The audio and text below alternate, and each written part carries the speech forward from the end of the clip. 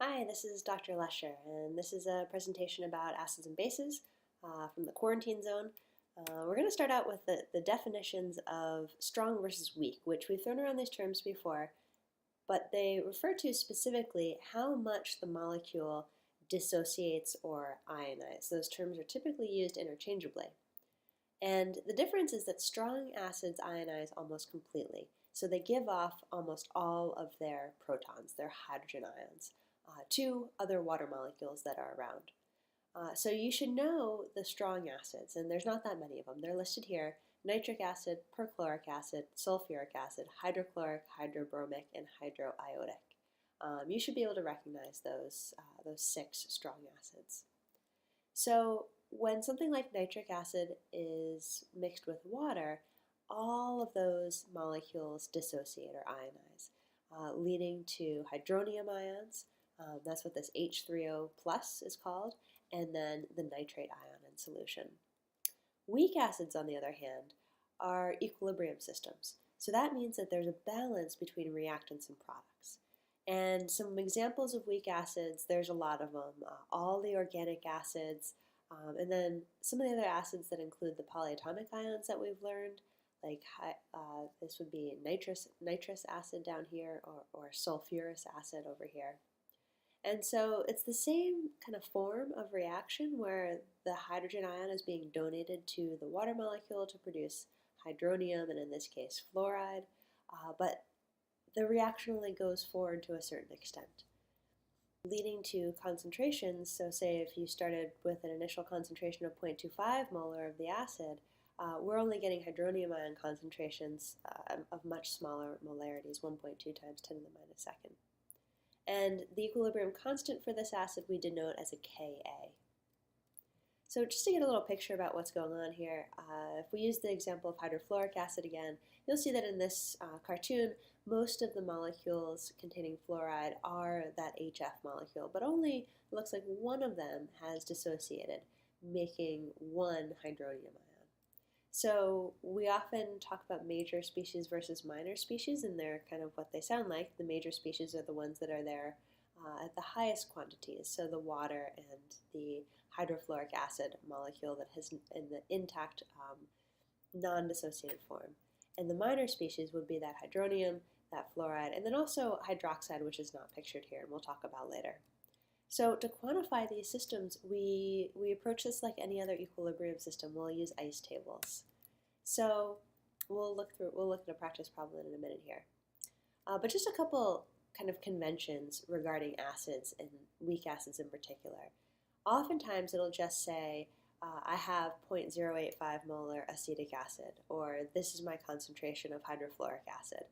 And that numerical value is the total of the ionized and unionized versions of the acid.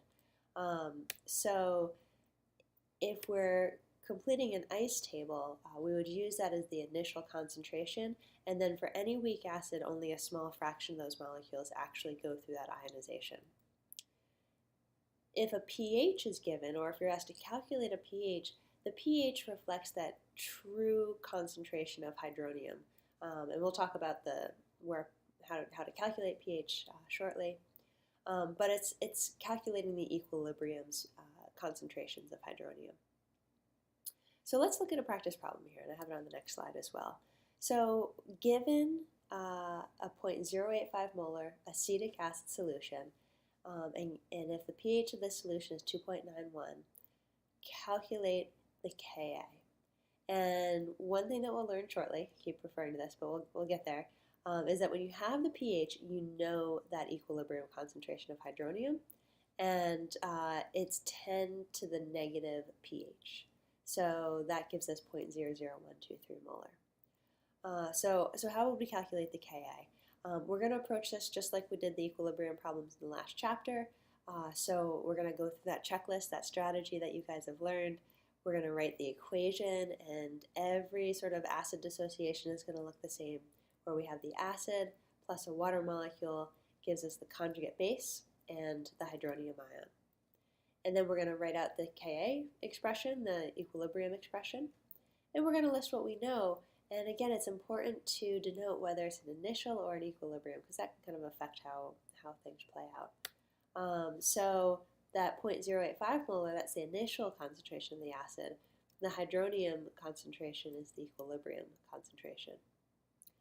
And then we'd start our ice table. We could put our equilibrium concentration of hydronium here. We could put our initial concentration of the acid up there. And then we can make a few assumptions and fill it out as we've done before. So I'll let you guys finish that one up. So yeah, let's start getting to talking about pH. And this is a really interesting aspect of chemistry to me. There's a reaction that happens among water molecules. And when you have two water molecules that collide, sometimes the reaction can occur that the hydrogen ion, or the hydrogen on one water molecule is transferred to the other, resulting in a hydronium and a hydroxide. And you don't necessarily kind of think about this happening with water, but it does happen, and it sort of dictates the acid-base chemistry of any aqueous solution. So it's an incredibly important reaction. And just like any other sort of reaction, any other equilibrium system, we can write an equilibrium expression for it and have an equilibrium constant. So how would we write the equilibrium constant for this reaction here?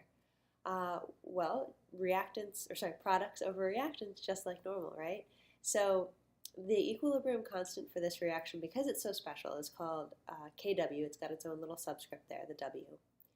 And since the water is a liquid, we don't need to show that in the equilibrium expression. So we just have hydronium concentration times hydroxide concentration. And the value of this equilibrium constant is 10 to the negative 14th.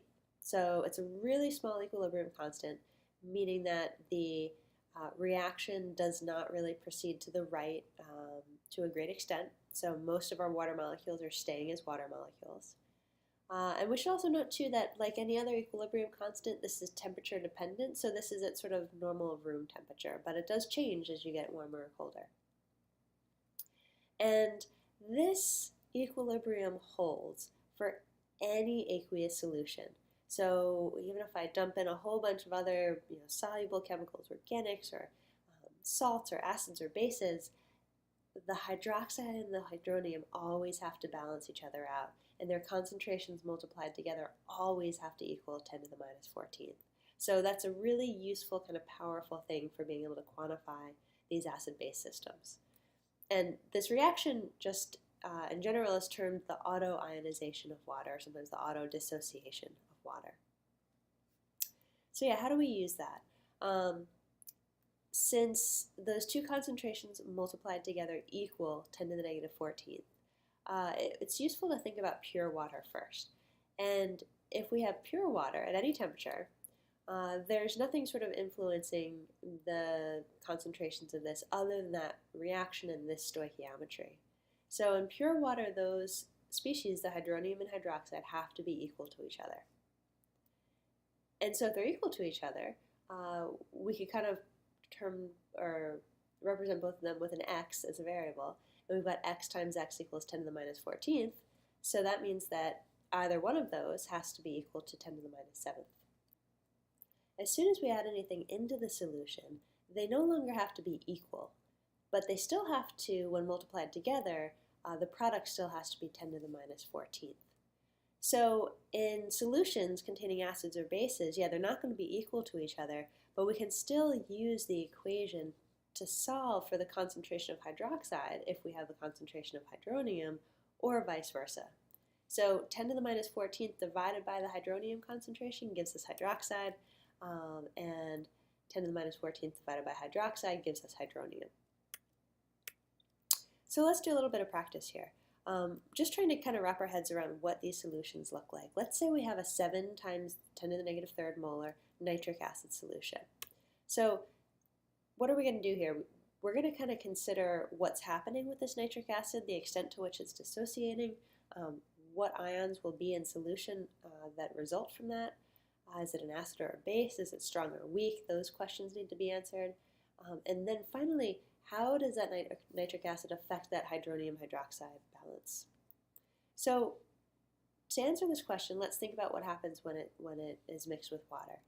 Nitric acid is one of those 6 strong acids, and that means that when it mixes with water, it's going to completely dissociate, forming nitrate and forming hydronium. And so if we have 0.007 molar nitric acid, we have 0.007 molar hydronium and nitrate. So that answers one question, or that answers 2 questions, the concentrations of those 2 ions. Then the last ion that we'll want to quantify is hydroxide, and the key is that hydroxide and hydronium are always sort of in balance with each other according to that Kw expression. So hydroxide is equal to 10 to the minus 14th divided by that 0.007.